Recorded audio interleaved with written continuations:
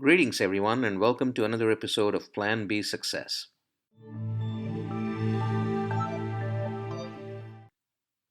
There's an old saying that goes, it takes a village to raise a child. Not just a child, but think about it. If you want to run a business, if you want to do a job, if you're in school, getting through your academics, or if you're raising a family, no matter what pursuit you're in, it demands constant analysis in comparison to the environment you're around to assess where you are, how you fit in, and to make the most effective impact on what you have set out to do. So it does take a village to execute on any of these activities that I just related. I have come across many that pay more attention to what they do not know or aren't the best at than what they do and rock at. For instance, those that have strong technical skills, that are really good at the technical aspect of any job, question the business acumen they possess. They're not so sure about the business side of things. While those that have a strong business background, they question their own technical knowledge. They may be strong on the business end, but they may not be as strong on the technical end. There are financial wizards who feel uneasy with specific business domain knowledge that they work with.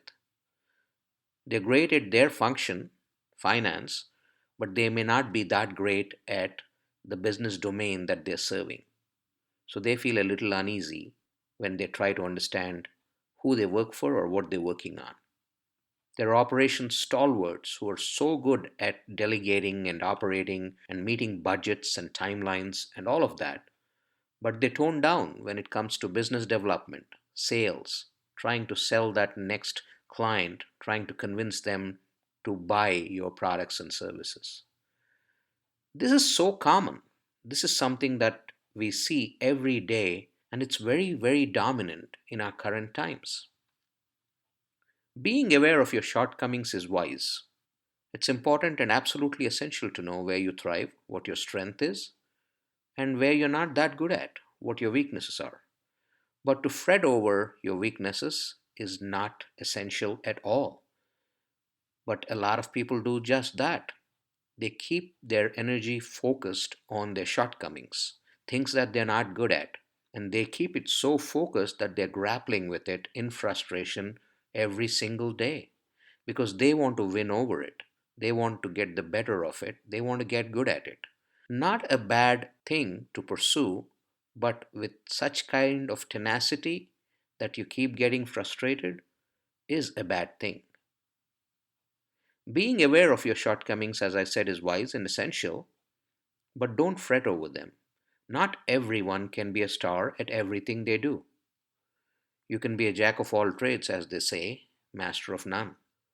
What is important is that you make an effort to know about things the best you possibly can. So you are in the least bit informed when it comes to understanding how that aspect that you just learnt about fits in the big picture.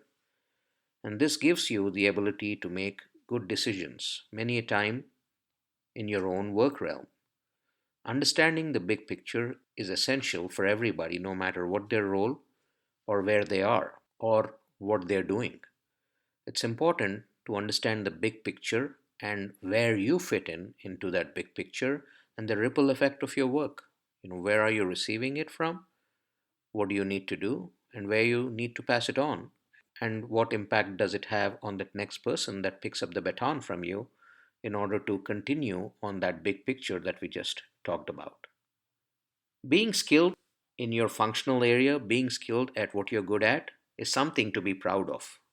Not knowing other aspects of the business is not something to be ashamed of. There are other experts whose job is that, and you need to definitely have an understanding of what it all is about, and as I said, how it fits in the big picture. But not knowing it at the depth that somebody who's an expert at it understands it is nothing to be frustrated about.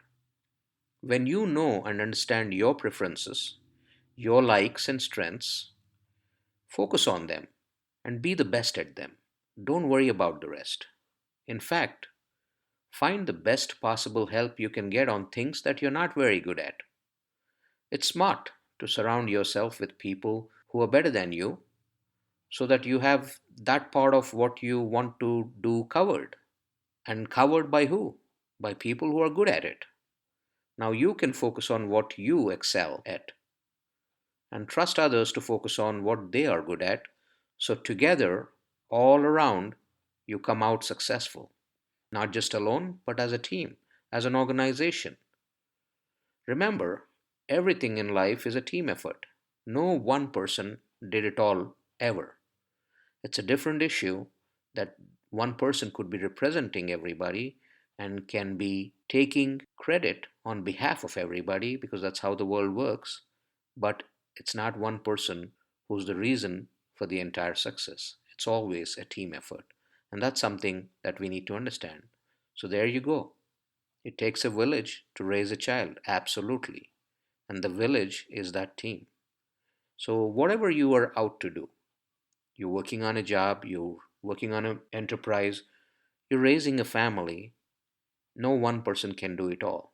It takes all hands on the deck in order to raise that right kid with the right values. Put that business together and let it thrive. Again, with the right values, benefiting the community it is within, benefiting everybody who's working within that business to make it happen, and of course, the sponsors, the investors, the owners. So remember that it's all about your strengths, and you need to focus on your strengths, things that you're good at. The amount of time that you spend on your strength versus weakness determines how effective you are. If you spend a similar amount of time on something that you're good at, you're going to get exponential results as a result of what you're doing with what you're good at. You spend the same time on something that you're weak at and expect exponential results, it's not going to happen. You're going to get marginal improvement, marginal results, absolutely, but you have to accept the fact that you're not good at that aspect of it. So tap your strengths, explore your strengths, build on your strengths, and build a successful life that way for yourself. Hey everyone, I hope you liked that episode. Please make sure you subscribe to Plan B Success on your favorite platform or go to www.planb.live and you can get to any of your platforms from there. Do spread the word, let your friends and family know. They may also benefit from this content. Thank you very much.